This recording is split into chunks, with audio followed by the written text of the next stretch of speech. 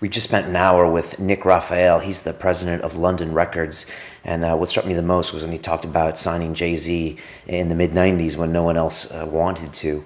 What did you think of him? I thought it was a confirmation of something we've been seeing with a bunch of our guests, which is that being inspired by your work and feeling joyous in your work is pretty much the most surefire key to success.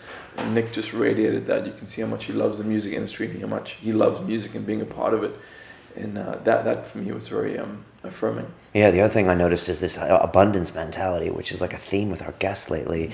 And it's if he doesn't sell the record, he's happy that the record got sold because he knows that there's so much out there. There's enough for everyone, right? Yeah, there's enough for everyone. So I think people are really going to enjoy it.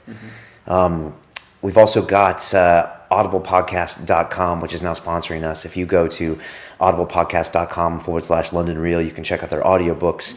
I just listened to Arnold Schwarzenegger's Total Recall, which was 20 hours of Arnold pretty much telling me his whole life. And you've been raving about it the whole week. I know. It took me like 10 days, but it really blew me away. I'm going to download that too.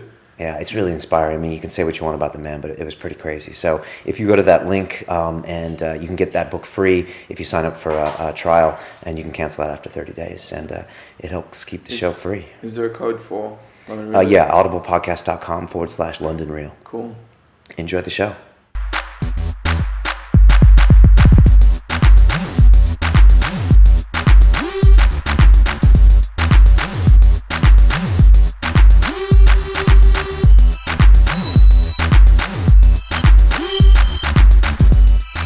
This is London Real. My name is Brian Rose. This is Nick Gabriel. And joining us today is Mr. Nick Raphael, who is the president of London Records.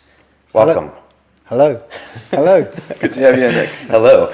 Nick, I was wondering if you could tell us what is a good week for you and what is a really horrible week for you in your business at London Records?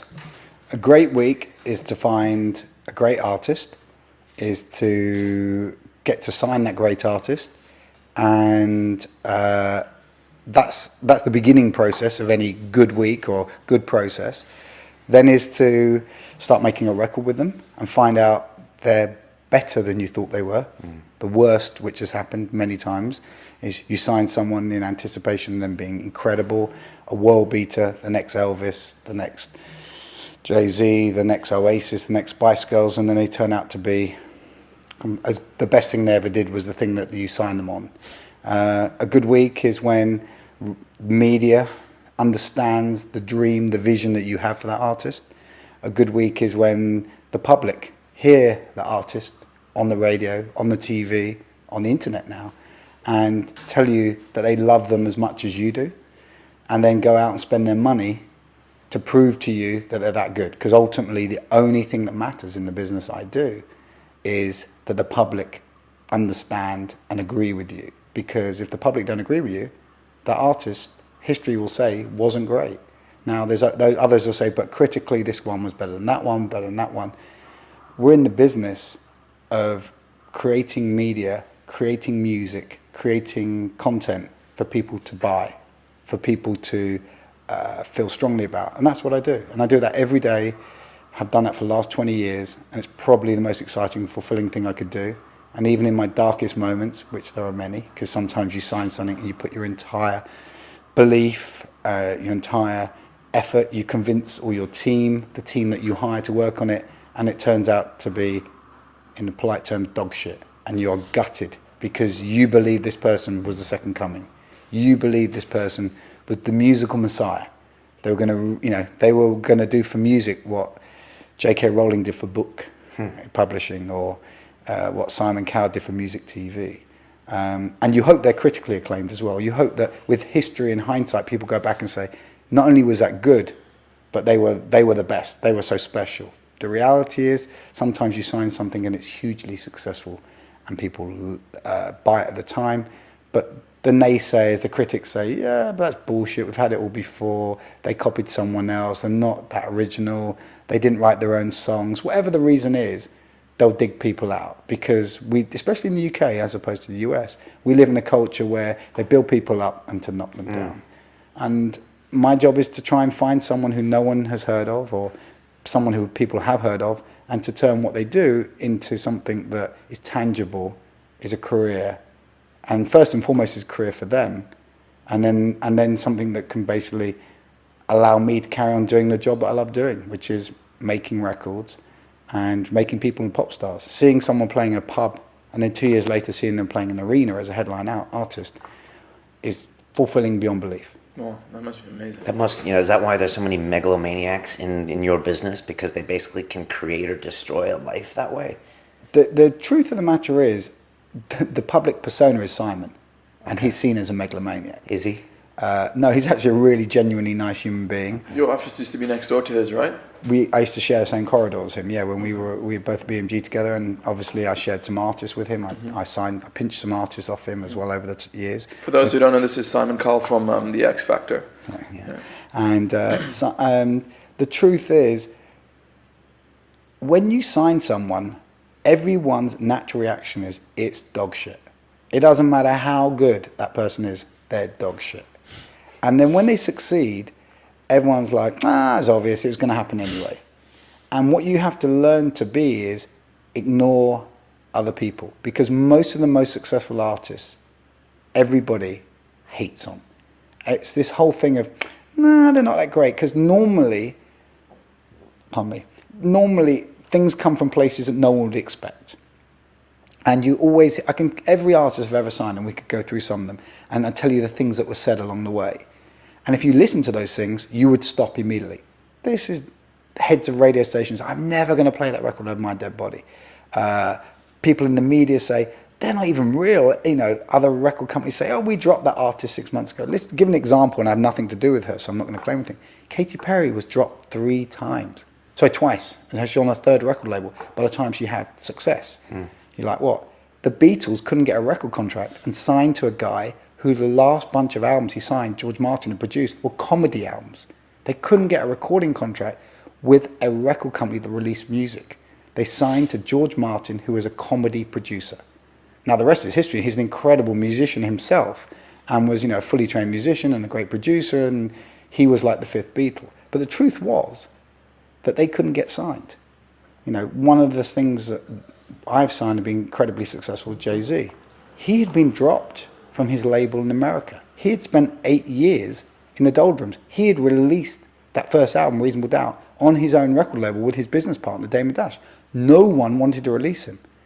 And the reviews, if I showed you the reviews written at the time about the album, this guy's the death knell of hip-hop, this is the beginning of the end, it's so obvious. Some of those people 10 years later wrote the review to say, Reasonable Doubt is the greatest hip-hop album ever made.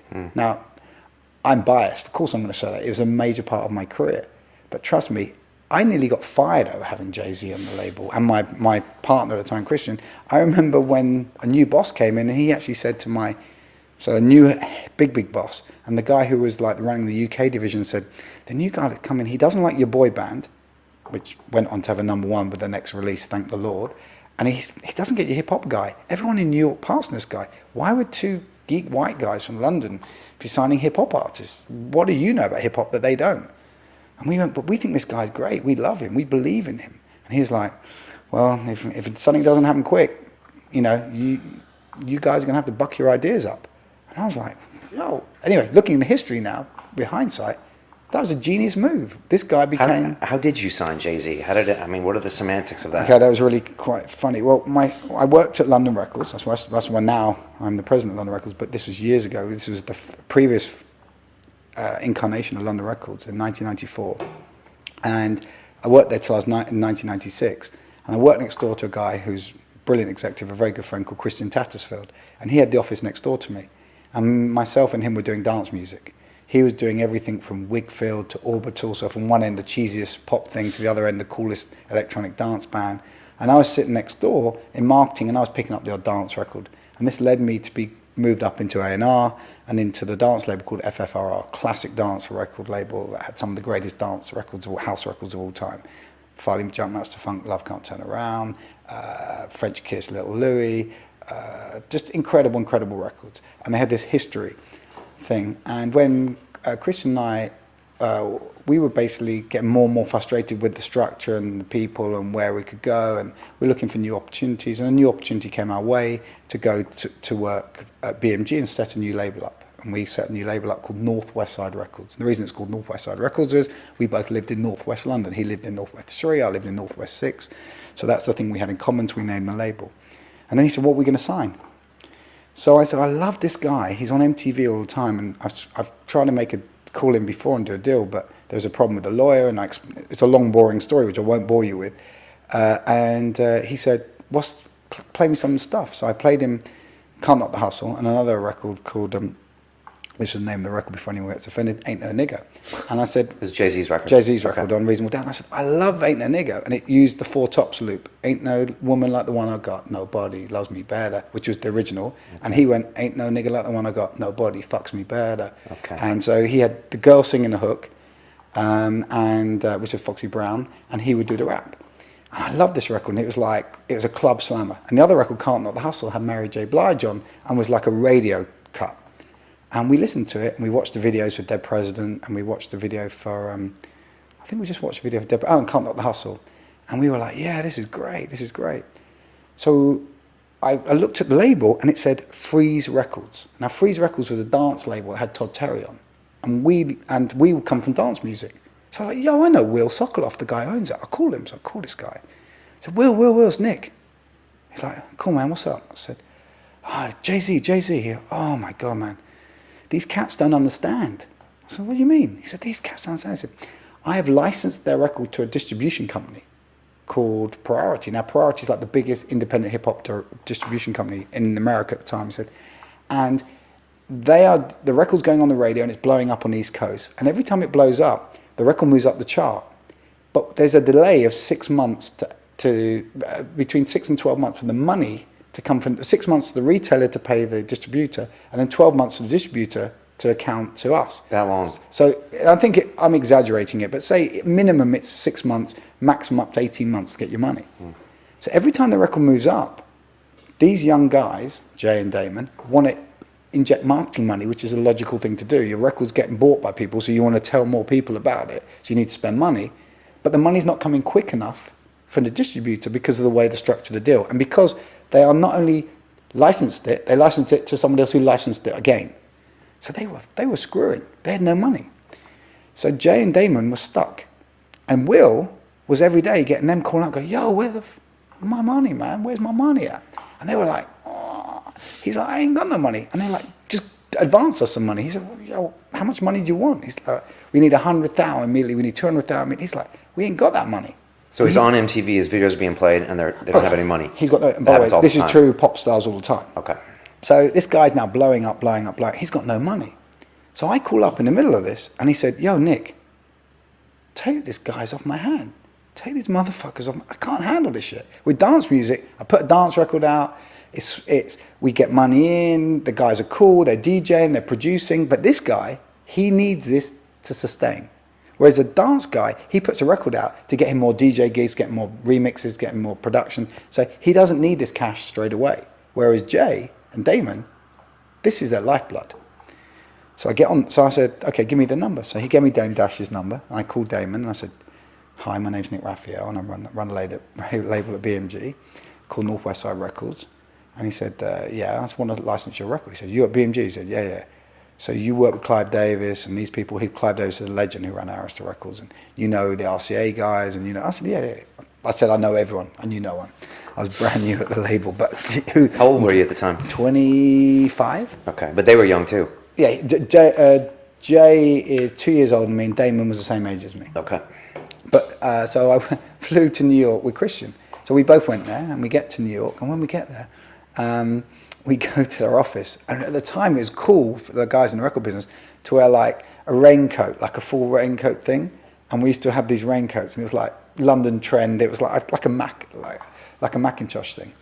Like a Burberry thing? No, not Burberry. No, we weren't. No, not that sort of thing. But it's like this whole thing. So you'd wear a jean, and you'd wear a pair of like church's shoes and a raincoat. It's not a million miles different now, but it was a bit of a sort of, we're young guys and we're looking a bit older and cooler anyway. I remember... Young guys like to do business with the young guys, don't they? I mean, that gave you a lot of credibility, I'm sure, with Jay and Damon. I didn't look at it at the time, maybe yes. With hindsight, maybe. At the time, I felt like the biggest bluffer in the world. We started a new record label. There was me and Christian. We didn't even have an office. We were sharing a phone in the finance director had gone on holidays office. And we had one phone, a mobile phone, and we didn't even have, I don't think our email address had been set up at BMG. It was crazy ass stuff. Did you have money, or is it something? Oh no, we were funded beyond belief. Okay, so BMG has said to us, here's a truckload of cash, set a label up, make us, you got 3 years to make something work. do you have to sell the artist to them, or do they pretty much? Oh no, give you... they give you. We were early doors. We get a split. The split is not as good as you get once you've had success, but it's the first rung on the ladder of really earning, because Right. we'd proved ourselves elsewhere. We'd had success elsewhere, and we were on the next level. So this is a great situation for us. So we get there, and Damon. So we get there, and I always remember it. And there's a proof, if people want to look it up, is there's a Billboard ad, and the song was called "Ain't No Nigger," right? And they had gone gold on their album, sold 500,000 in 13 weeks. And they did an ad in Billboard with the three of them with the middle finger up. Jay, Damon, a guy called Biggs Kareem, who used to work with them. He was the other guy who's involved. And it said, gold in 13 weeks. Ain't bad for a bunch of star A's. And that was their logic. Their finger ups to the whole record business. We're the outcast, the whole thing. We turn up, I think just me and Christian, at least me and Christian, there might be another guy, Ben, with us. Anyway, two of us at least turn up.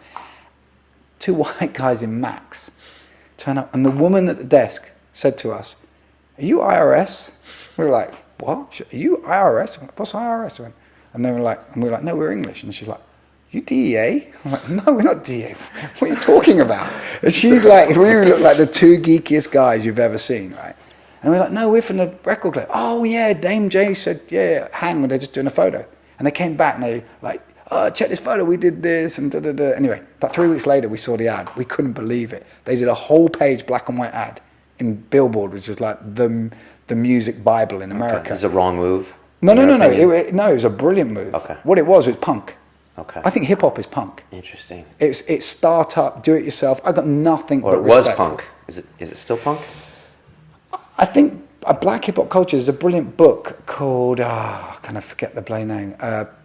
Payback or Paycheck, and it's about the history of hip hop. And I think what's more important than history of hip hop is at the beginning how hip hop was subservient to labels, and later on the labels became subservient to hip hop. So then Puffy then became so powerful, or Dr. Dre became so powerful that they were basically playing the labels rather than the labels playing them. In the first, you'd buy the masters and you were in control. But hip hop became so big through Def Jam, Russell Simmons, and Russell, and I'm going to completely go mad. Rick Rubin, his partner, at the beginning, they created this counterculture, and this counterculture then went into clothing and rockaware and the way they got involved with Adidas and brands, and then later on 50 Cent gets involved with vitamin water. Yeah. Now Dr. Dre gets involved in beats. They became the counterculture. They now become culture. I've got a 12-year-old son who Nick knows, who's, he's as hip hop as a white kid from Hampstead can be. He's got his Beats headphones, he's got his new Air Jordans, because it's a culture. And I now think hip hop is playing the label rather than the label playing hip hop. And I think that's exciting. And I think, the same is with these brilliant, incredible executives in America, the guys who run Lil Wayne's label. And they've got Nicki Minaj and Lil Wayne and Drake. These guys are ridiculously successful entrepreneurs, but they do it on their own terms, and they do it in conjunction with the label because they need the scale, and they need they like to take someone else's funding. They're not risking their own cash. It's like a guy working in the city. I know you worked in the city. So Jay basically signs with you because you have capital that he can't really secure. Is that because it seems like the last thing those guys would want to do was give up any control or give up any equity in their music? Well, the deal that we did with Jay was so bright from the beginning. Jay, in the first meeting we had with him, when we went that day, we met them. They told us about the picture. We went out to an Italian restaurant and we sat there. And Jay told us that day. He said, "We are going to start. We are a record label already, Rockefeller. Right. We're going to sign other artists. We're going to do a clothing line. We're going to be bigger than Russell and Rick's label.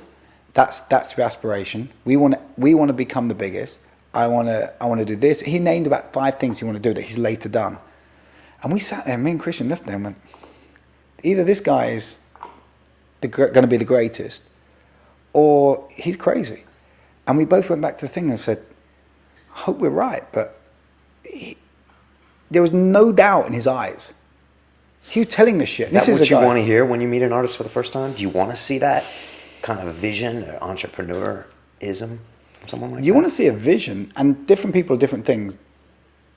Jay was business as well as incredibly talented. His flow, his lyrics, his intensity. He'd done 8 years on the road. He'd rapped on other people's records. He'd tried before. So he was part of the culture. He's best friends with Biggie, that sort of stuff. But he understood. He understood the business side of it. So you're dealing with an artist. Some artists are incredible, but they don't understand the business. So they can make the greatest song and they can do this and do that. But when it comes to the business side, they have someone else make all the decisions because literally what? You want me to do what? And what's, well, that sounds like... Or they're anti-business and don't want to do the things that move the business forward. Yeah, they have a completely different mindset. Is they don't think like... It's called the music business. And I got an economics degree. And I love music, and I DJ'd, and I was in music. Music was been like a ridiculous passion of mine my whole life. But I come from a logical place. Speaking of this ridiculous passion, Nick, tell us about Chinese with Attitude. I'll happily talk about that. So when I was at university, You first got to tell us why Jay signed with you. Okay, sorry, we'll get back to that. We can come back to that one. So we sat with Jay and Damon, and they said, "Listen, we need a bunch of money, and we need this amount of money, and we need it quick." It's okay. Said, if you're serious, let's make the deal. I said, okay, fine. So I made a deal for the entire world. And then my American record company all said to me, yo, this guy's a chump. Why would you want to sign him? So I said, well, I need your commitment. Otherwise, I don't have the American rights. And every single one of the BMG companies passed on the American rights to Jay-Z. And then he signed, you'll see in history, to Def Jam 7, 8, 9 months later, after the album became platinum in America, the first album independently. And to this day now, because Sony bought BMG, Sony owned Reasonable Doubt, In My Lifetime 1, In My Lifetime Volume 2 for around the world, ex North America. And what Jay wanted, and he said it from the door, I want to be the most famous and the most successful hip-hop artist on the planet. And whatever I have to do that, I'll play crap gigs in Sweden, I'll go on a cigarette-sponsored tour in Germany. Basically, he was the hardest working, the most honest grafter I've ever worked with. And at the same time, the most incredible talent. And the deal was, we have no creative control. So we basically bought into his creative vision. Is that standard or is that not standard? No, very, very unstandard. But I was like, listen, we just want to be in business with this guy.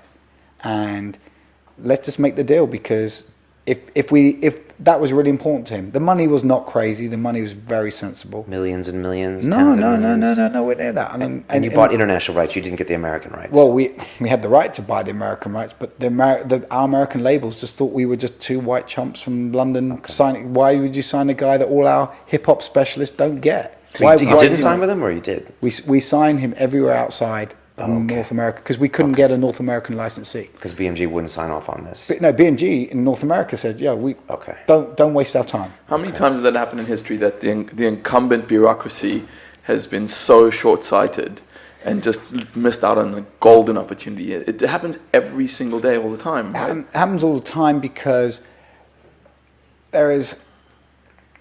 Do you think that's happened to you that you just don't know about, or that you might even know about? Because you're pretty established now. Have people come to you and said, this is the next best thing? Is it the innovator's dilemma that it's just going to happen over and over? Oh, it happens over and over. I don't even get offended by it. When you're younger and this happens, you're like, you motherfuckers, you've got no respect. I mean, have you met the 25-year-old Nick Raphael, and have you been like, that kid doesn't know what the fuck he's talking about, and he wants to sign the next Jay-Z, and you're like, he's wrong?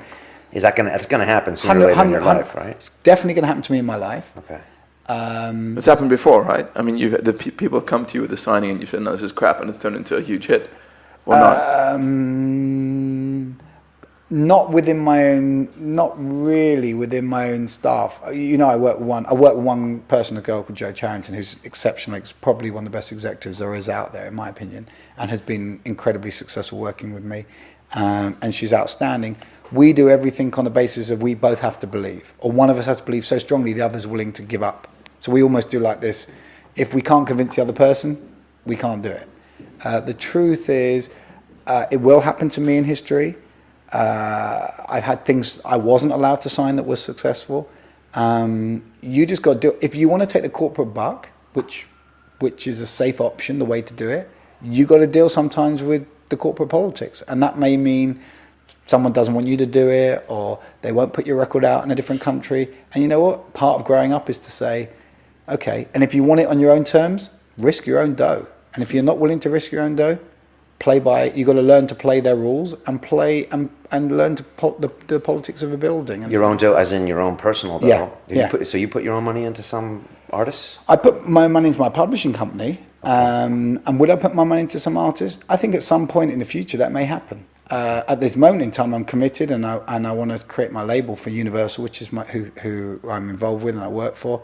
I want to make sure my label is the most successful label and the most successful thing I've ever done. This is London Records. London Records. Okay. But the reality is, in the future, 15 years, 20 years from now, can I see myself doing this with my own money? I could, yeah. Why? I'm passionate about it, I believe in it. And if you're not willing to back yourself, then why would anyone want to back you? It's tricky. I mean, a lot of film directors don't put their own money in movies, and I was just wondering if you might get biased one way or the other, you know, having your own money in this guy and my money isn't in that guy. And it's tricky. I mean, you have to keep it kind of church and state a little bit, don't you? It's hard, and I think what does help is when someone else is funding it, and they you know, R&D in music. There's a figures released this week how many billions record companies invest, because we're all regarded as horrible, ignorant fat cats. But the fact is, you'll take too much money and you rip the artists off. The worst load of nonsense I've ever heard in my life. Okay. Because the reality is, for every one act you see that's hugely successful, there are 39 probably who've been signed who will never make one penny for that organisation. So the R&D costs are off the scale. Okay. What's R&D? Research and development. Oh, you call it R&D? No, we don't call it. Okay. I'm saying it's the same as having a chemical company where you develop 1,000 different drugs, and then 5 of them. And each one you spend $100,000 on, or this grand on. Yeah, I know, it's way more. When you sign an artist, you're spending normally, I'd say, in a major record company. This is not for independents. And before you computer trolls start saying, nah, it's not the case.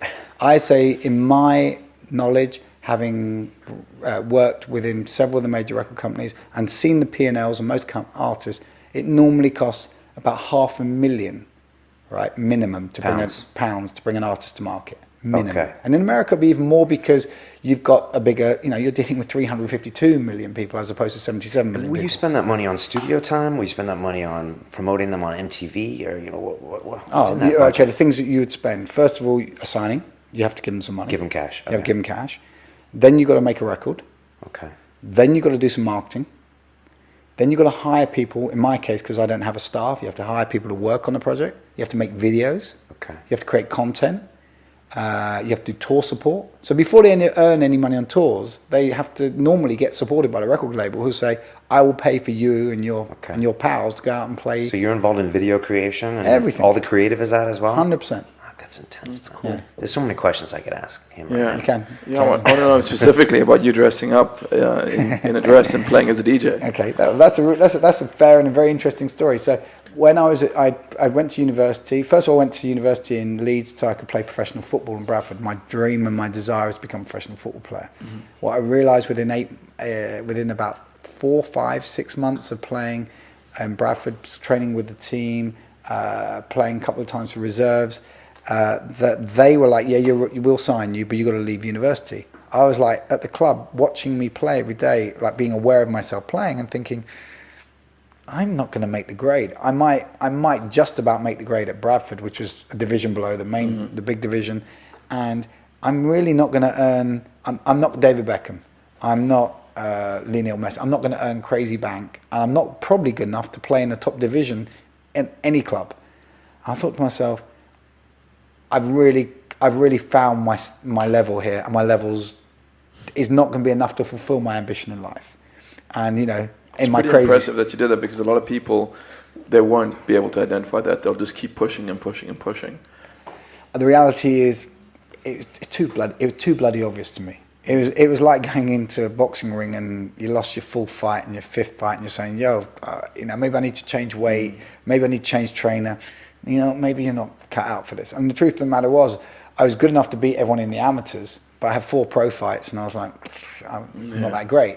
And I think the reality was, when I got to the standard, when I was playing with the real guys who do it every day, I was like, shit, is this going to be my life? I was going to earn an okay salary and do the thing that I love, but actually fundamentally be substandard at it. You know, I was never going to be great at it. And I thought anything I had to do in life, I got to know in my heart of hearts, I could be great at this. So you made a conscious decision, I'm not going to pursue football anymore. Yeah. I got to try something else. Got to try something else. And at this point, when I was in London, when I was 16 and I was at school, I put a club on at Dingwalls, which, by the way, is totally illegal. Yes, I know you can't put a club on until you're 18 because it's a licensed venue.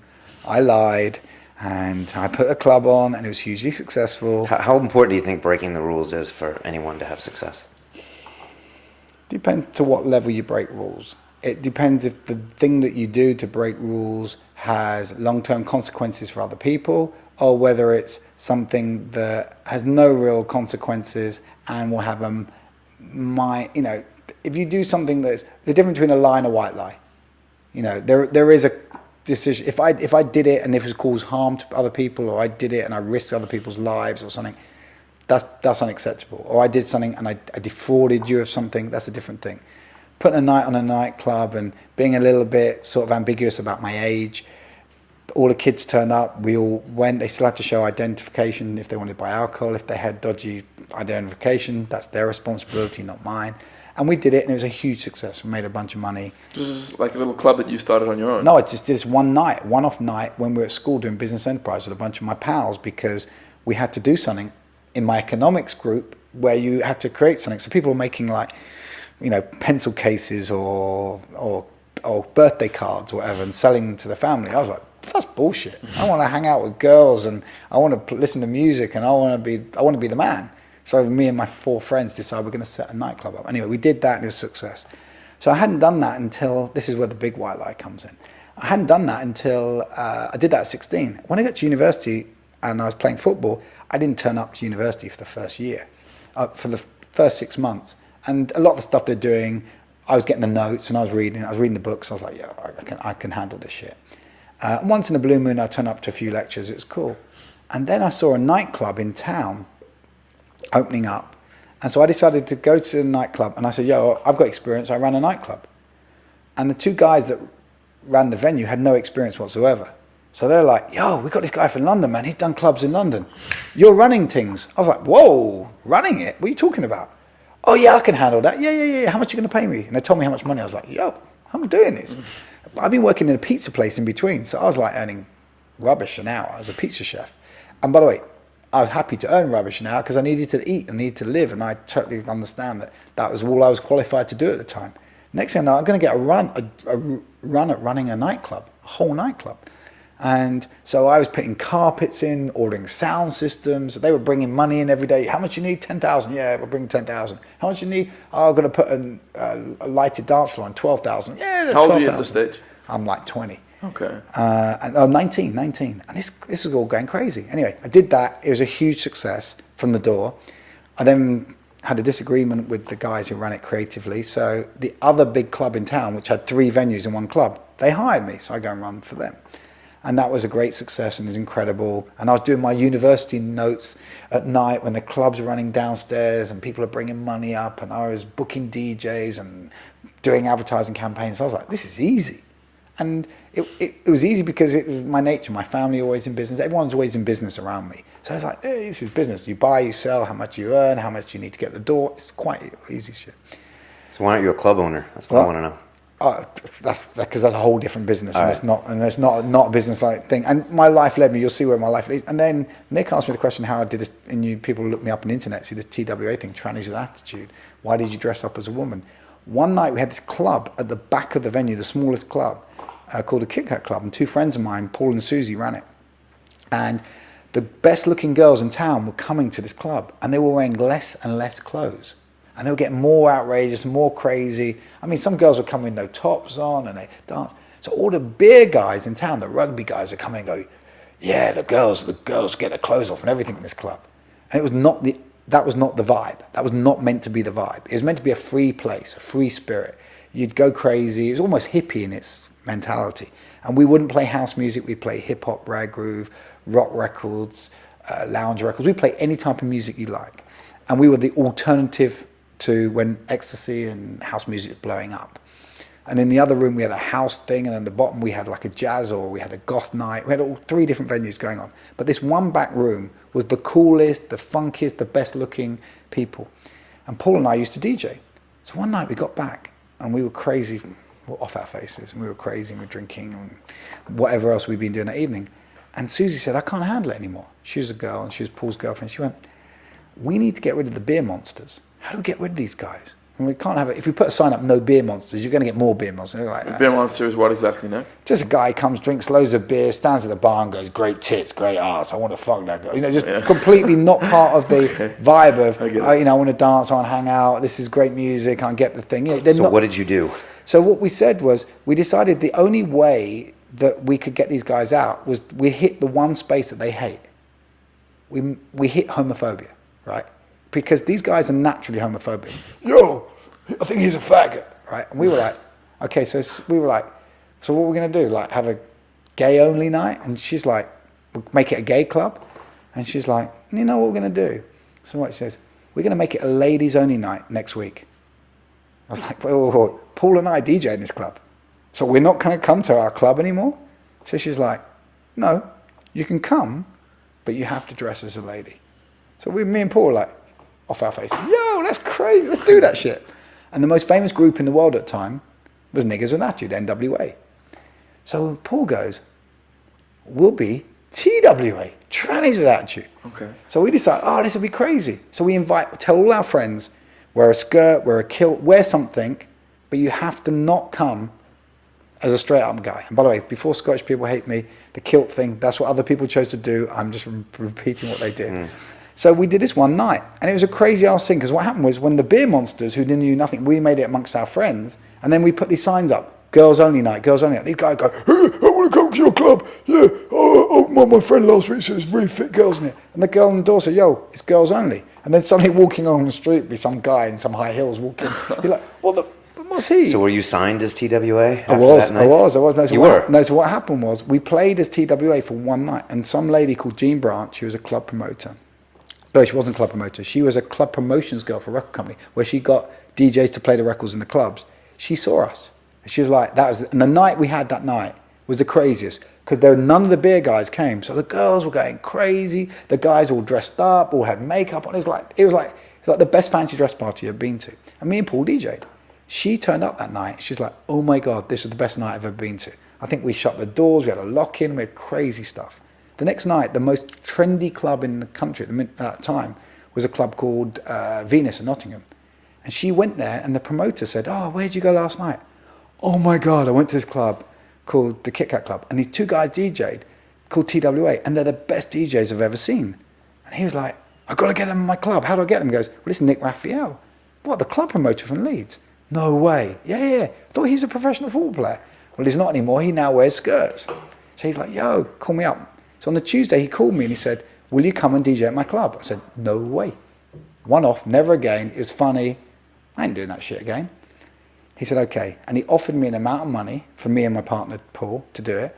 And he offered a limousine for all of our friends. And basically, he would allow us to do whatever we like and go as crazy as we like. And we did. And the night we played there, the biggest DJ agency was just flying, and a girl called Karen was there.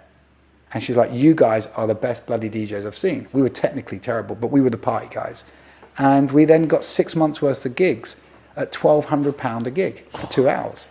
So how many years did you continue this TWA 6 thing? years. Really? Yeah. And that was your main income, your main claim to fame? We can YouTube it and we check can you YouTube out? it. We started. Are you proud of those videos or ashamed? Are you cool? I'm nothing to be ashamed of. Okay. We DJ'd, we promoted, we did all this shit. And to me, it was like, it just became like, shit, I do this shit. And no one, and everyone was like, and people would be like, oh, yo, you're gay. I was like, what's the problem? You're making money. You're having fun. I was having the time of my life. Okay. Everybody else is at university, right, at this time, or my friends were starting new jobs. And I was earning more money than the guys who are running FTSE companies, right? I'm there earning that money. And I only worked Thursday, Friday, Saturday, Sunday. You're earning millions of pounds? Well, no, I'm talking then. So I was earning then, in some years, £250,000 plus a year. Okay. I was 19 years So you're old. laughing all the way to the bank with And the you skirt think, on. if money doubles every 10 years, right, is what they say. So you think that was in 1990. So you think how much money that would have been worth today. It's like earning £1 million plus a day. Sorry, £1 million plus And this was today. just from Trannies with Attitude, or this was from your The club, nightclubs? the club, Trannies Attitude, the shop, the remixes, everything that we did, we were earning crazy bank. We were going crazy and we were enjoying it. And by the way, we were having the time of our life. We were flying around the world. We played in New York. We played everywhere. And we had this successful club, and it's voted #1 club in Europe by DJ Magazine. We helped our friends who started Manumission. We opened and closed Manumission. They came to our club, those guys, Mike and Andy. So we were involved in that with them. That was their club. We had nothing to do with it, but they took inspiration from our club, and then we opened and closed their night. We played at their place when they did it in Paris, when they did the sex show. So we were part of this crazy culture. And I was like, who cares? I'm 20-something years old. I'm living the time of my life. I'm earning an incredible amount of money. I've got no responsibilities. How did that end? I just got, to be honest, I got bored of the whole process. We stopped wearing drag, and we got booked as DJs as TWA wearing our normal clothes for 2 years, 3 years. And then I got there and I was like, I can't, this is like Groundhog Day. The essence of what I love, the reason I did it, has become, I've lost it. I've played in every country. I played at most of the brilliant clubs. I just couldn't see the future. Okay. I'm always looking to the future. So you got into music business on the back of that? No. Well, in the middle of all this, Nick knows my wife, Amanda, who I met when I was doing the clubs. She had come. I took her to a ballet in London. She was already modelling for Sassoons. I took her to a ballet in London because she'd never been to ballet, and I'm from London. And she got stopped in the street in Marshall Street by an agent from a model agency. And I got to ask you a question about the music business. We can come right back to this. But I'm just thinking about all these things in my head. How do you scout talent? I mean, there's tons of people listening to this right now, and they're like, I can play a song, I can do this. Osmosis. Okay. Is that a really bad answer? I'm just curious. I'll explain what I mean by osmosis. Where talent has come from throughout what I do has been the most unlikely places. The first thing I'd say to anybody watching this now who wants to know about how to get to hear things, get yourself a manager. Get yourself known locally. Get material up on the internet. Because if it's out there on the internet, even if it's bad at first and you get better as you go along, get someone to help you. Don't call up a record company, right, on your first day, or you've been doing it, your first thing you try and do. So you've left school and you go, or you're at school and you go, I'm brilliant, I'm the best singer in my class. We're not looking at the best singer in class. When you enter in the charts, when you release a record, you're competing with the best of the best. The week that you come out, Coldplay could have their album out. The week that you come out, Adele can have her new record out. So you're going to compete with her in the charts. And there is no handicap system. You can't come in like a golfer and say, I play off 16, I play off 18. No, when you come out, you play off scratch. And if you can't play at scratch, don't play. There is no belt division. There is no allowance for how long you've done it. So you're coming, and you're coming real. Now, we might see a diamond in the rough, but you got to get... So you want to see a self-starter? You want to see someone who's... I want to see you do some shit. Okay. I want to see you do some shit that I can't ignore you. Okay. That I'm coming to play on your terms. So local presence, get on YouTube, get a fan base on your own. Get playing gigs, get doing shit. And then good people will find you. So a good manager, a good lawyer, a good person will find you. And then that person will say, yo, I'm going to introduce you. It's all vicarious. We introduce each other. Everyone knows each other. All relationship business? It's a relationship business. I met Nick in the first place through a guy called Steve, who was in the record business, who was mad into jiu-jitsu, and Nick had come here, and I trained with Nick to do strength and conditioning, right? I wasn't even interested in doing jiu-jitsu at this stage. I was only interested in strength and conditioning. But I met Nick through a hookup, and then we met another guy came with me, a friend of mine called Dougie, and he's also in the record business. But everybody, it's a small business, like the city, it's a small business. You mix in certain circles, and to penetrate that business and that circle isn't that difficult, because we are desperately looking for the next big thing. The problem is that when you knock on the door and you're not ready, right? It's like turning up at a gym on the first day and saying, I'm going to fight Roger Gracie, or I'm going to fight Muhammad Ali. you can't come to you got to come, you got to find another gym, and you got to do a thing, or you need to go and learn at that academy, or you got to go and learn. You don't come in the first day and call out the biggest guy. Do these artists need someone like you, or can they do it all themselves these days? Well, tell me how many artists have done it all themselves. Well, I guess I mean Jay did it up to an extent by himself, right? But then he went through us, and then he went through Def Jam, and now he uses Warner's, even though he owns his own masters. Okay. The truth of the matter is, Jay is an exception. Okay. He sold tapes out of his trunk for years. And Jay is a special case. You're taking a great case, but even he used the power of a record company. The truth is, you need a filter. You need someone to feed back. You need someone to believe. You need someone to fund. A lot of these artists, and a lot of artists, are incredibly talented, but because you can play the piano, or because you can write a song, or because you can play guitar, or because you look great, or because you've got a good voice, or because of the thing, every success in music, in film, in life is a team. Very rarely does anybody ever achieve anything on their own. Wow, that's well said. And the truth of the matter is, there's a terrible phrase, and you can edit me out for saying it if you need to, but there's no I in team, but there's a you in cunt. And I got to say, it's a horrible thing, but it's true. If you think it's all about you, you probably are being the terrible word. Isn't that what the music business is? Huge egos? No. No? No, I don't believe that's the case at all. I just don't believe that's even the case. Listen, it's a business where you have to have the strength of your belief. You have to, if you believe in something and the strength of that belief, it's a very, very hard thing to have when all around you are saying it's shit. You're wasting your time. You're a loser. Backbiting you. But that's true in TV. It's true in film. It's true when you hold a position in the city. When you short something and everyone else is saying it's great. You know, when everyone else was dealing CDOs and saying, yeah, great, I got my bonus, man, because I sold off the Deutsche Bank, you know, $10 billion worth of CDOs, and you're sitting there going, they're not worth anything. I'm shorting them. Now, those guys in The Big Short, Michael Lewis's book, you know, I bet other people are saying, yeah, those guys are chumps, what they know. The Black Swan, when you look at his philosophies and stuff, is going against it. It's very hard to go against the market. It's very easy to just follow, you know, when that whole thing, anyone can follow a hot market, anyone can follow a trend, yeah.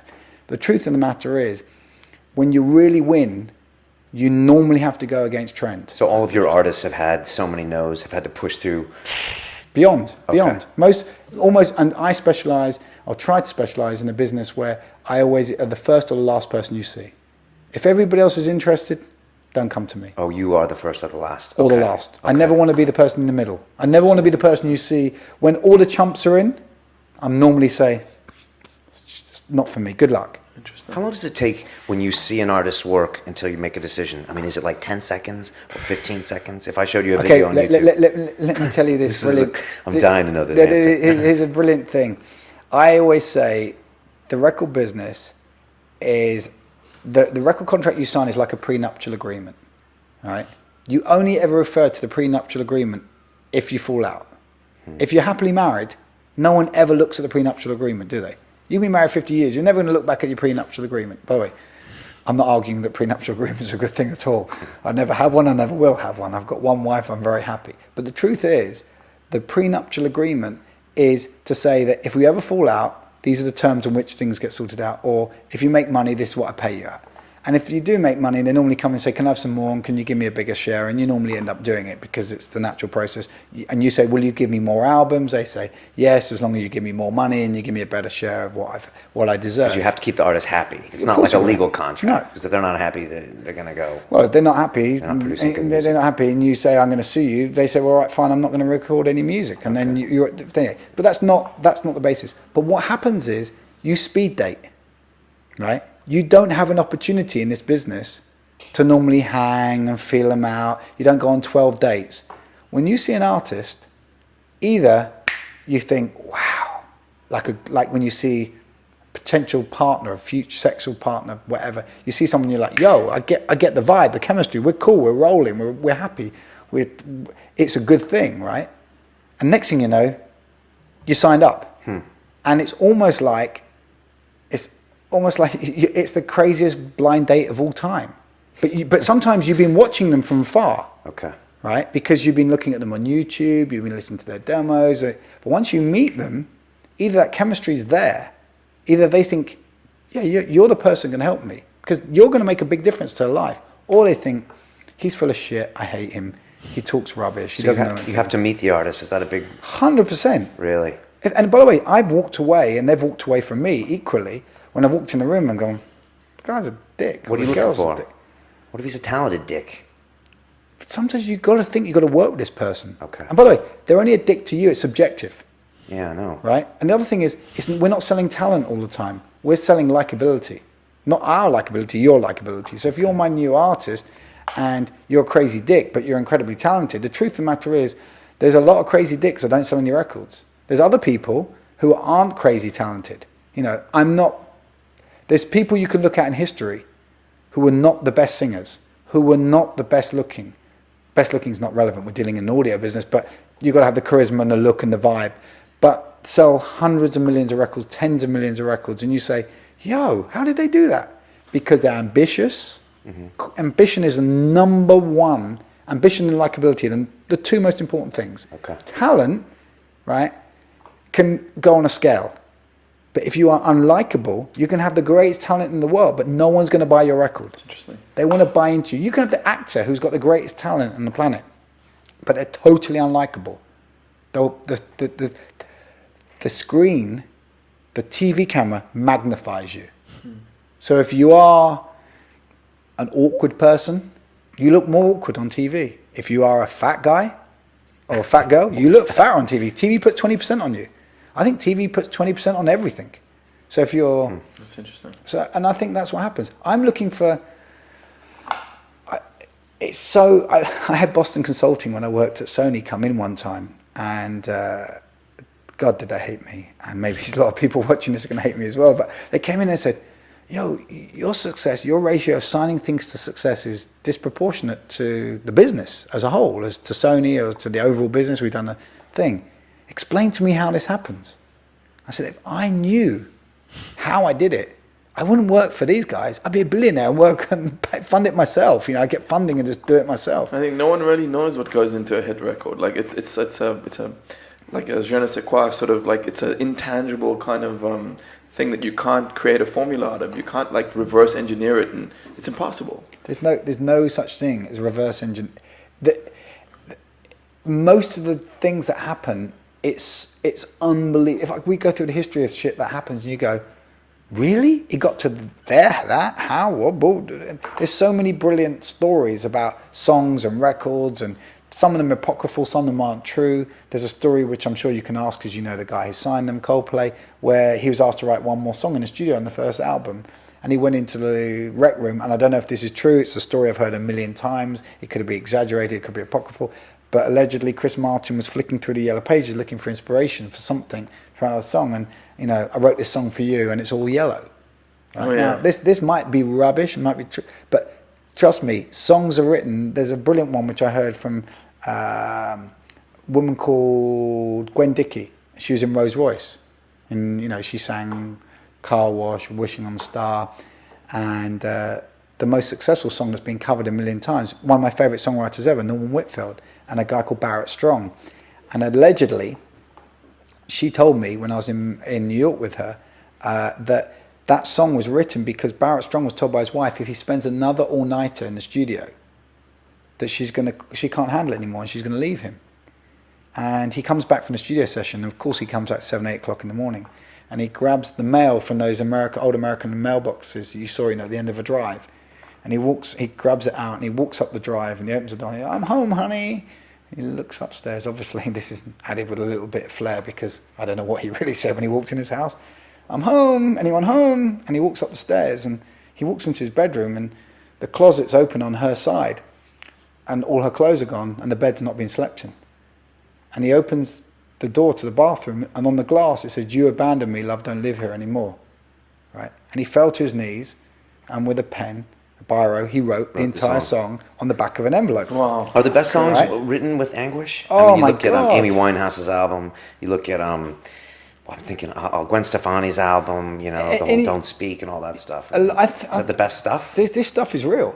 I think the stuff that connects is real. There's something in there. There's an emotion in there. Someone is trying to tell you something that's so real that you cannot ignore it. I'm not talking Gangnam Style, which is an incredible. I want to ask you about Gangnam Style. Yeah. I saw him perform last night on Jonathan Ross, and they interviewed him too. He's a smart dude. Listen, this. By the way, this guy's going to have the biggest selling single in the world this year, and maybe for many, many years. It's this incredible phenomenon, and he's caught the imagination. And the truth is, I wish it was on my label. Would you have signed him? I actually called up to try and sign him, right? Before or after? No, when the whole thing was going down, I found my American company was doing it, and they said to me, yo, we're on it, leave us, let us do it. And they did it, and I said, couldn't I have the UK rights? And they're like, no, we have a link with another label called Island Records, and we're going to do it through them because that's how the setup is. And I was like, okay, cool. Listen, that's my company, my parent company got it anyway, so that's life. That's the way it goes. And I was so late anyway. But to be honest, those things are wonderful. They're inspirational because you say, wow, shit, one record it's going to sell what around the world. He's got 500 million views on YouTube. This record. And you didn't think it's overdone. You weren't like, that's gone too far. You didn't want to be in the middle of the pack. You think he's going to get bigger. I don't know what's going to happen to him next. He could be a one-hit wonder. He could be the biggest star in the world. I think he's already successful in Korea. I don't know. Yeah, he is successful in Korea. He's already successful in Korea. So the truth of the matter is, it's irrelevant. I'm pleased for him. I'm pleased for music. It says to me, there's a huge appetite for records. Even if it's in Korean, they'll buy it. If it's good enough, they'll buy it. Adele, when she sells 30 million records, it says to me, it's incredible. If we make something that's great, they'll buy it. Does this mean your industry is still alive, or is this an abundance mentality? This industry is so crazy alive, it's ridiculous. And the naysayers, we're living in a culture where we're still with naysayers and they're negative, and we're going through an evolution. So we've gone from the standard buying business to the digital buying business, where you can buy it online, to the streaming business, to the YouTube business, to the Vivo business, to the next, whatever the next subscription model is. We're living in an evolutionary time. The truth of the matter is, music is more omnipresent than it's ever been. Fact. Number two is, music is the most important. It's a soundtrack to our lives. I could ask you each, what's the most important song in your life? And music is, I've been thinking about this a lot. Like, music is the most important thing in my life. Music is the one thing when I'm in a shitty mood, when like the whole world is kind of against me, even though it's just my own stupid perspective at the time. It's the chimp, it's the inner chimp. I can put on a certain track and it just changes everything, man. I put it on, walk onto the tube, and there's a smile on my face, and I get those goosebumps all over my body. I'm like, fuck, life is great again. Music is such a powerful thing. And that's, by the way, that's the reason I do this. That's the reason I'm in love with it. That's the reason why I'm so proud. When I hear a record, when we go to another country and I turn on the radio and hear one of my records, I'm pumped. I'm like, yo, I made an impression everywhere. This record's real, right? I'm proud beyond belief. It's not a baby, and you can't say it's like a baby to me. It's like shit. They made me proud. That made me proud. I'm proud of my artists. I'm pleased for my artists. When I see them play in a big stage and everyone's going crazy, I look around the audience. I've heard them do this a million times. I don't need to watch them anymore. I'm now watching the audience. I've seen them do 200 shows, right? That's an exaggeration. I've seen them do 30, 40 shows. I've seen the first show and think, now I'm looking around the audience. What are people doing? What are people saying? I'm proud of that stuff. And music it's a soundtrack to our lives. If I listen to the album Bjork debut, I fell in love with my wife to that record. That means that's anytime I hear a record off that album, it had given me little goosebumps. Yeah, I know that record's important to me. When I hear Jay-Z Hard Knock Life, I think to myself, yeah, I was part of that. I love that stuff. When I hear my first ever #1 record, Armand van Helden, You Don't Know Me, I'm like... That was your record? Yeah, it was my record. But I signed the artist and I left the company, and another guy finished the record. Armand van Helden, You Don't Know Me. It's a dance record. I love that tune. Yeah. So the truth is, the truth is, it's so important, and you don't watch anything on TV without music across it. I guess with iPhones these days, we're always plugged into something. We're probably listening to music more than ever in the history of the world. Forget the iPhone. Everything we got, and take this any telephone, because of the iPhone. Now every telephone has got music on it. Yeah. Even the BlackBerry has music on it, which is probably on the weirdest thing. Even though I love using my BlackBerry, All of them. There isn't now. There's almost no phones. Can't buy a phone you can't buy a phone it. without music. Right? Steve Jobs said something I found very interesting. That was a cool interview, by the way, that you recommended, Brian. Like amazing, that? It's amazing. pretty intense. It was a lost interview hour with Steve Jobs. Please send me the on link. iTunes, I'd love It's to. amazing. So he was saying in an interview a long time ago, another one, he was saying when they were designing the iPod, they weren't like even concerned that it might not be a hit, because they were like, we're dealing with something that everyone loves. Everyone loves music. It's a no-brainer. And look what happened with it. It's just Steve Jobs, without doubt, it could almost be said he is as important in music, for the evolution of music, as some of the biggest artists that have ever existed. Wow. Or some of the biggest Does labels. iTunes help your business? 100%. It does. Okay. 100%, because the truth of the matter is there is no excuse for stealing things, right? So you're stealing from the person that owns it. You're taking something that belongs to someone. So you're taking it from the artist, you're taking it from the record label. You've stolen it, okay? So whatever anyone's sharing and this, that, and the other, and yeah, I'm sure people are going to bitch at me again for saying, the record company guy, of course he's not the going to say first time. that. I don't care. The truth of the matter is you stole something. It wasn't yours. You didn't have the right to take it. Steve Jobs created a method by which online you could buy music at a price that is acceptable to people. Oh no, you all charge too much. No, we don't. We do the research and development. We pay for the studios. We pay for the private jets for the superstar artists. We do that shit because we love music. We believe in music. We believe there's a future in music. It's really, really, really, really important. I believe music. My opinions are my opinions and not the opinions of my company. And my attitude is this stuff is really important. The fact is, Steve Jobs came along and created a method that was simple. I can go on there, pick a piece of music, download it straight to my computer. It goes onto my phone. I can take it anywhere I like. I can listen to it. Tell you what, compared to previous formats, every time we get a format, I'm like, I used cassettes mad as a kid, right? Then I DJed and it had to be vinyl, right? Then a CD came along, right? I wasn't DJing when the CD was a format for DJs. I had to get my entire album collection on CD. Now I've got all my CDs at home. I'm literally like, 1 minute, when I want an album, I don't want to I have to put it in my computer, save it, I sometimes just go online and say, send me. And now Spotify's come along, and I go to dinner Spotify's parties. the best thing ever. Everyone lives on Spotify. Yeah. I go to dinner parties, and they're like, "Oh, what do you want to listen to, man?" And I'm like, "What you got?" And they go, "We got anything." So what do you want to listen to? And I'm like, Marvin Gaye. I've said it before, Brian. Think about 200 years ago. Like, you wanted to listen to music. It was either sitting around the fire when some dude pulls out a ukulele or a banjo or whatever, or it was going to watch a performance or something. And now we have every song you can possibly imagine at your fingertips at all times. It's mind-blowing. It's such an amazing time to be alive. Does that hurt your business model? I mean, can you make money off music anymore? Or do you have to make money on the tours? And that must change your revenue model. The fact that iTunes is there and iTunes is taking half of it. No one can deny the revenue model has changed. But what it's created is creating more revenue streams. So, and do we earn off live? Do we earn off this? Do we earn off? We earn off. Yes, we earn off stuff because we create that stuff and we invest in Brian, who no one's ever heard of, and 5 years later, you're the most famous rock star in the world. And yes, we invested millions of dollars pounds to make that happen.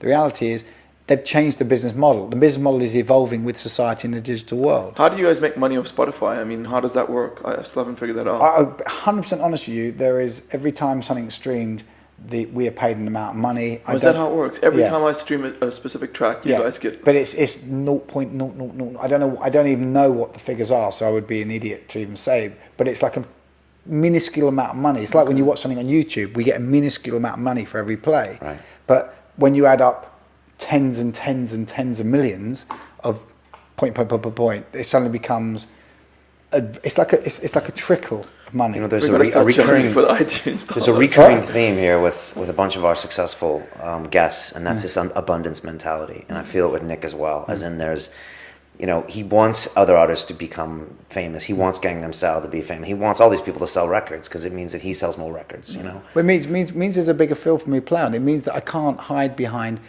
my incompetence and say, my business is screwed and the iTunes has ruined it and Spotify's ruined it. None of them have ruined it. They're only trying to make money from music, which means they have to pay us because we create music. So I got to say to these people, thank you for being interested in our business. Thank you for embracing us. Thank you for modernizing what we do. And I've now got to find things that are better, because if you find, even in this modern world with Spotify and iTunes and everything else, well, iTunes helps those things. Adele's going to sell 30 million records on her second album, right? At the minute, she's like 22, 23 million copies sold. She's going to sell, even in the heyday, even in the great old times, right? When everyone talks about the 80s and, 70s and 80s and 90s in terms of selling music, people weren't selling 30 million. People went, no one's going to sell that many anymore because of the new digital revolution. They said the same about book publishing. Then we get Harry Potter and everyone goes, book publishing is a really good business. Guess what? Someone wrote a good book, good series of books. Then 50 Shades of Grey comes along. It wasn't a freak. What happens is we need to step up to the plate collectively, individually, and make stuff that's compelling that people want to buy. Now, you're doing something. If what you do becomes even more compelling and you get better at it, more people will watch you, more people will be interested. The more the internet blows up, the more people will be sourcing stuff that you do. The better quality of guests that you get, the more people search them. You see the ones that get searched and don't get searched. You see the ones that you push and no one cares about. The fact is, it's quality. So it's a feedback loop. It's almost a more efficient feedback loop. Incredible. Yeah, but I'd agree with that to a point. And then you'll see a video of some kid squeezing a pimple gets 50 million views. It's like Brian and I put so much effort into this, and we might not get a fraction of that. So I don't know if it's as cut and dried as that. Yeah, but you know what I mean? It's it's what the public determines as being good doesn't necessarily mean it's quality. Okay, the kid the Charlie Bit My Finger, for example, is a 30-second, 1.5 minute clip, right? Mm-hmm. It takes no time. It's cute. It's funny. You're not engaged with Charlie for the rest of your life, right? Mm-hmm. What you're trying to build is, I don't want to go into, what you're trying to build is something completely different. You're comparing two completely different things.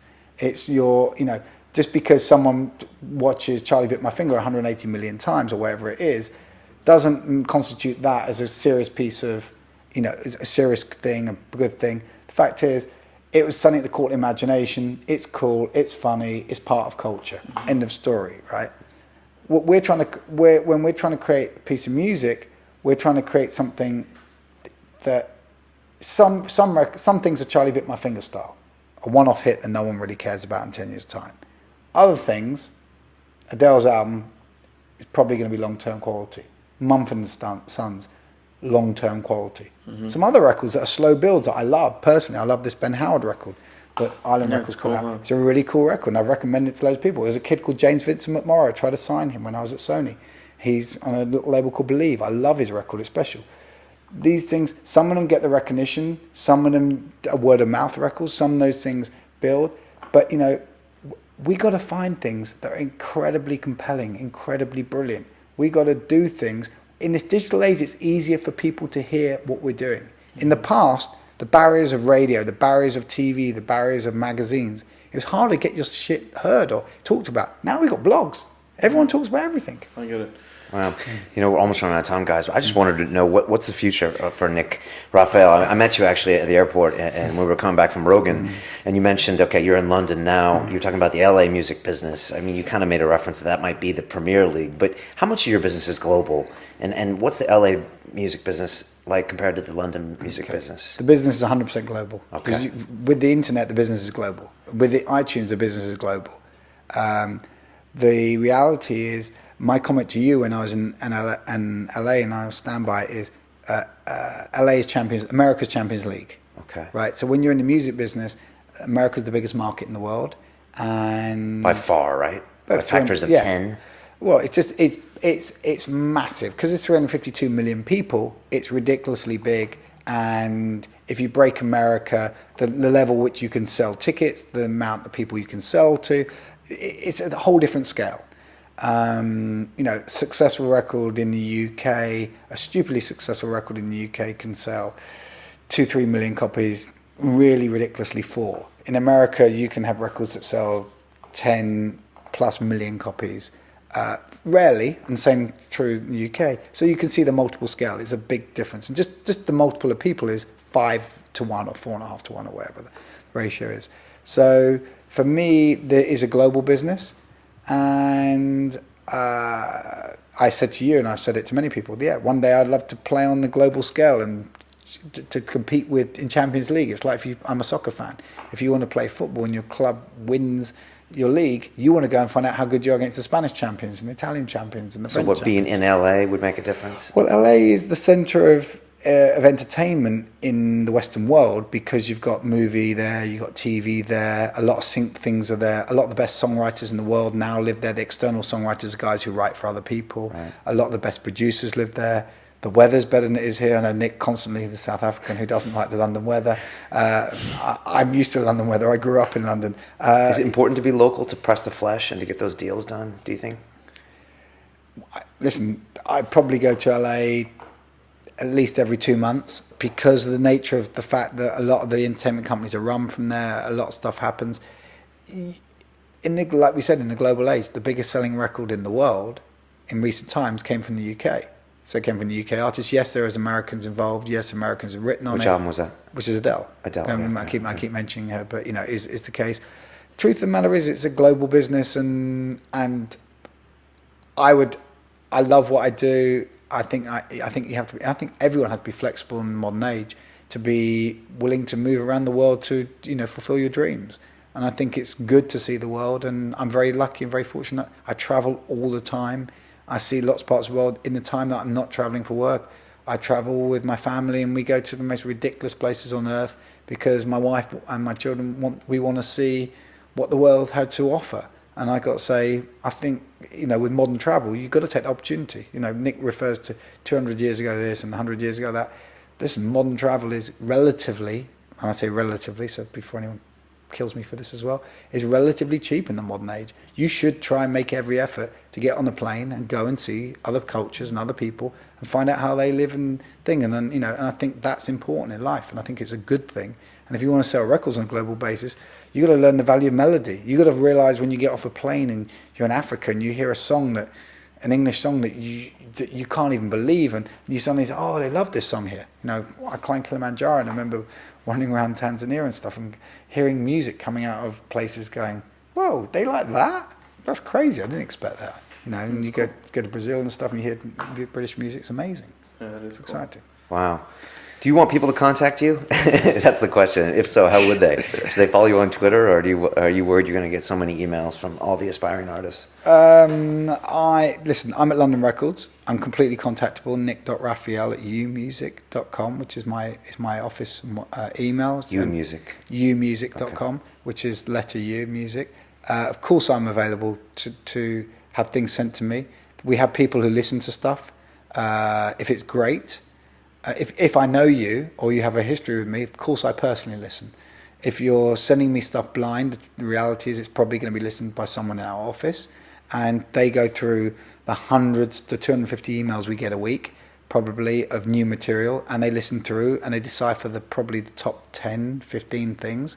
And anything that's they think even got half a chance of us listening to it properly, they make us listen. And then we listen to it once a week, and then we give as many people as we can feedback. Normally the feedback is, great, can we hear some more material? 2, do you have any YouTube links? 3, normally is, not for us, good luck, best of luck with your thing. Because you can only do so many things well. And there's only, and the truth of the matter is 99.9% of stuff that comes into a record company is going to be rejected. Because people are totally unrealistic. It's unbelievable how unrealistic people are. I've never seen people more unrealistic in my life. It makes me laugh. I literally think to myself, really? Did you not play this to anybody? And if you play it, my mum loves this. Of course your mum loves this. My mum used to tell me stuff that I did was terrible, was good, and I'd be like, oh, mum. And then my dad would sometimes come home and go, who did that rubbish? And I'm like, me, Dad. And he's like, oh, it's great, son, it's great. It was like, of course, you got to get some, go and play in front of an audience and find out what they say. Because I tell you what, audiences are harsh. Yeah, and the truth of the matter is, I got to think like the audience. So if you send me something and it's absolute bullcrap, you can't expect me to send you a long explanation. Some people go, could you give me more detailed feedback? No. It's just not good enough. I'm sorry, I've got a job to do. I've made a commitment to this artist or that artist, and I need to spend more time on their record. And the fact is, I've listened to your record, and at this moment in time, you don't hit the requirements. I'm sorry. So keep working is your advice. Go play more live, refine your craft, do your stuff. Make me come and kiss your ass. Don't kiss mine. Or kill yourself. Great quote. What's that? How many new artists do you listen to a day? On a daily basis? When do you tap out? I tap out every time I get. I tap out at least 5 times a day. The reality is, I would probably just me and Joe and I sit opposite each other, and in the process of a conversation during the day, one or other of us will play at least 5 to 10 things that have come across our desk, going either, oh my God, can you believe how good this is? Or, oh my God, this is the worst shit I've ever been sent. Or, oh my God, am I missing something here? Because I think this is better than it is, but I'm not sure. So you have to bounce off someone, and sometimes you play something out loud with someone else. It's a really interesting thing we do in music. You don't have any choice because it's what we do. But I'll be like, oh, it's brilliant. And then you play it to someone else, who you respect, who you work with. And as you're playing it, they haven't said anything. You're like, yo, don't worry about it. Let me take that CD out. It's rubbish. Or let me turn my iPod off. I made a mistake. Because the minute you get perspective with someone else there, you suddenly go, oh, I was in some crazy moment. Because it's emotional. So subjective. It's subjective. Or you're in a moment, you're there and you're listening and you're like, yeah, I'm feeling like this today. And then you play it to someone else and they're like, yeah, this is lame. This is cheesy. Where did you get the idea this was good? And you go, let me go and listen to this again. You listen back and you go, you know what, I was crazy. Because you do have moments in which people get signed all the time, and then people realise a couple of weeks later, a couple of months later, a couple of years later, that was bullshit. It's crazy. Gosh. Nick, thanks so much for coming in. That was science completely dropped on us. If you guys enjoyed it, discuss it on the forums, londonreal.tv/forums. You can click through to the episodes and there'll be a link to next episode. And if you're listening to this on iTunes, speaking of iTunes, if you just go right now and just do us a quick review, you can say you love us or hate us, but just write something down there. It helps us with the rankings. And shout out to Aubrey Marcus of Warrior Poets. Yes, his stuff's getting really good. He's the man. And if you're listening to the show, you can watch our ugly mugs on YouTube. Our channel's London Real TV, and come check us out on Facebook and Twitter as well. Awesome. Thanks, Nick. Thank you. Appreciate it. Good fun. Until then, it's about the journey. Peace. Welcome to London. Wide Shot is, it's very objectifying the women. It's very much the men are in control and the women are just kind of there being shagged. The only people that have a problem with the parties are alpha males. And I'm not saying at the parties, outside the parties, because they just can't get their head around it. These are the most secure, in-love couples.